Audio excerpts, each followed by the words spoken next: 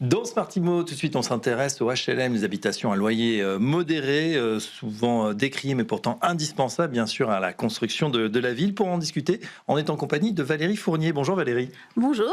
Vous êtes directrice générale de 3F, qui fait partie du groupe Action Logement. Avec vous, justement, on va parler de ce modèle HLM. Alors, est-il en crise ou pas? Vous allez nous le dire. En tout cas, petite précision, vous faites déjà partie des 100 qui font la ville. On vous félicite pour ce titre, en tout cas, cette distinction. C'était il y a quelques semaines, voilà, à l'hôtel Intercontinental. On va parler tout d'abord du groupe 3F, si vous voulez bien. Est-ce que vous pouvez nous le présenter?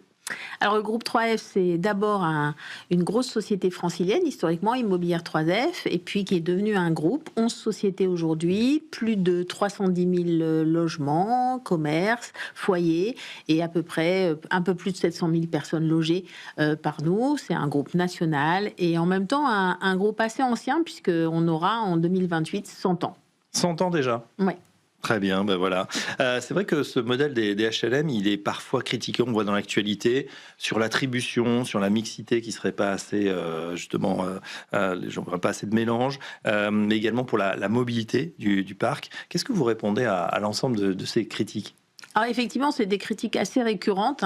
Je pense qu'elles sont liées à deux choses. D'abord, certainement quelque part des idées préconçues qu'on peut avoir derrière le logement social, et puis je pense aussi une méconnaissance. En fait, ce qu'il faut savoir, c'est qu'on a un secteur extrêmement réglementé avec beaucoup de règles, que deuxièmement, les attributions, elles se font dans des commissions avec Oui. de multi-parties prenantes, que ce soit l'État, que ce soit bien évidemment la collectivité concernée par la résidence, que ce soit Action Logement. Donc en fait, c'est ce travail concerté et en même temps de regard croisé qui permet l'attribution. Nous, l'année dernière, on a fait plus de 26 000 attributions en logement, donc c'est assez conséquent pour notre groupe.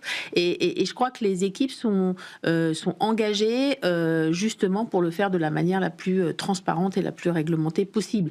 Après, les questions qu'il y a autour de l'attribution, au-delà de savoir comment ça fonctionne, au-delà et sur la mobilité, c'est qu'effectivement aujourd'hui on est en pénurie d'offres. Clairement, il n'y a pas assez de logement social, surtout sur des territoires sur lesquels nous intervenons, qui sont souvent des territoires métropolitains ou tendus, où le déficit de logement social, est important. Et c'est vrai que globalement, depuis le Covid, ce qu'on appelle le taux de rotation, c'est-à-dire le fait qu'un logement se libère pour être réattribué, s'est réduit sur l'ensemble de nos territoires, ce qui implique que, bien évidemment, nous gérons plus des priorités que nous ne gérons parfois des demandes de logement. Et c'est vrai que c'est une crise qui s'auto-alimente parce que quand il y a moins d'offres ou de logements, parce qu'on parle quand même on est en pleine crise immobilière, c'est vrai que le HLM, comme vous disiez, ça se bloque parce que les gens restent, ils ne trouvent pas ailleurs finalement. Exactement.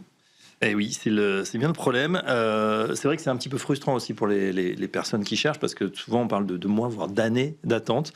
Alors on sait que bien sûr vous faites le maximum, mais c'est vrai qu'on aimerait évidemment que ça change, que ça soit un peu plus rapide.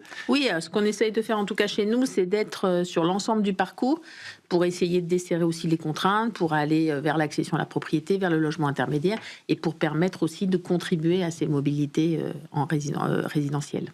Valérie Fournier, vous connaissez parfaitement justement ces problématiques. Vous êtes présidente de la Fédération des ESH. On est dans un contexte, c'est vrai, de pénurie de finances publiques. Et comment on répond aujourd'hui? On sait que les caisses sont vides et de l'autre côté, on a cette demande de logements sociaux intermédiaires. Équation pas évidente à résoudre. Alors, ce qui est vrai, c'est que les ESH, comme 3F d'ailleurs cette année, ont continué à fortement investir sur les 115 000 logements sociaux qui sont affichés aujourd'hui comme étant le compteur 2025. Les ESH ont fait plus de 70 000 logements, donc elles continuent à faire largement plus d'un logement social sur deux globalement. On est aussi très engagé en matière de réhabilitation. Comment on fait? Je dirais qu'on La caractéristique du logement social, c'est souvent d'être contracyclique. C'est ce qu'on dit en tout cas, de dire qu'on continue à investir quand le secteur privé est moins en dynamique. Alors on est plus tellement contracyclique pour être honnête, puisque ça fait longtemps qu'on surinvestit. Mais en tout cas, je pense qu'il y a une conscience qu'aujourd'hui la crise de l'offre est très importante, et en tout cas la détermination est de continuer à faire notre métier et d'essayer de continuer à investir tant dans le neuf que dans la réhabilitation, puisqu'on a des enjeux dans les deux cas. Oui. Enjeu également pour 2026, qui est une année clé, une année d'élection. Quel message on peut faire passer, vous souhaitez faire passer aux élus? Je leur dirais plusieurs choses. Je pense que d'abord, il faut construire. Parce que construire, c'est aussi permettre... Ça peut avoir l'air comme ça d'être des nuisances et des questions et des problèmes. Mais en fait, fondamentalement, c'est du développement et c'est développer leur ville et répondre aussi à des besoins de nouvelles populations. Au-delà de construire, la caractéristique aussi que nous, on a, en tout cas dans le logement social, c'est qu'on est vraiment des acteurs de territoire résilients. C'est-à-dire que nous restons sur les territoires sur lesquels nous avons des résidences, à deux titres. D'abord parce que nous continuons à entretenir bien évidemment nos patrimoines, à les réhabiliter, et puis parce que nous avons des personnels de proximité. Et ça, c'est aussi une des caractéristiques du logement social. C'est pas difficile de nous trouver et on est assez souvent au rendez-vous. Et puis l'autre chose aussi qu'on peut leur dire, c'est que derrière le mot logement social, il y a énormément de solutions, et que finalement le logement social, il répond à qui? Il répond à la caissière du supermarché, à l'institutrice, à l'infirmière, à plein de gens qui participent, qui sont ces fameux salariés prioritaires qu'on avait beaucoup mis à l'honneur pendant le Covid. C'est ça en fait le peuplement du logement social, et c'est ça aussi qui fait la ville. Tiens, un retour sur 2025 pour 3F. Quels ont été vos principaux projets? Est-ce qu'il y en a un emblématique? Où est-ce que vous avez construit? Où est-ce que ça s'est développé? Alors, on a effectivement, on n'a pas encore fini tout à fait nos comptes, mais on est à plus de 10 000 logements mis en chantier cette année, plus de 10 000 agréés, comme je l'ai dit, 26 000 attributions. Donc, effectivement, une activité d'investissement forte. Je pense que cette année, on a essayé de faire, en tout cas, je verrai deux choses. D'une part, on a fait un concours avec des écoles d'architectes qui s'appelle le concours Confort 2050. L'idée, c'était de travailler avec les architectes pour se demander, par rapport à des bâtis très différents et des territoires très différents, comment aller vivre nos résidences en 2050, alors que ce soit des résidences en maison individuelle, des transformations de bureaux-logements ou des résidences très classiques des années 70. Ça, c'était un grand événement qui nous a permis de participer à la Biennale de Venise et de Versailles. Et puis, on a aussi on est depuis longtemps engagé dans la question de la transformation des bureaux en logements. On en parle beaucoup aujourd'hui, mais on a plus de 2000 logements qui sont déjà des transformations de bureaux en logements. Et cette année, on en a fait livrer à la Selle Saint-Cloud, et on a, je dirais comme projet emblématique, une transformation de l'ancien siège de la Société Générale, qui est un immeuble Niemeyer, donc qui en plus est un objet architectural en tant que tel, et qui va devenir demain un immeuble de logement avec des balcons, avec une réorganisation complète de cet immeuble qui, à la base, était un immeuble de bureau. Et puis, un mot d'actualité, notamment sur votre nouveau siège social, 3F, qui sera dans le 13e.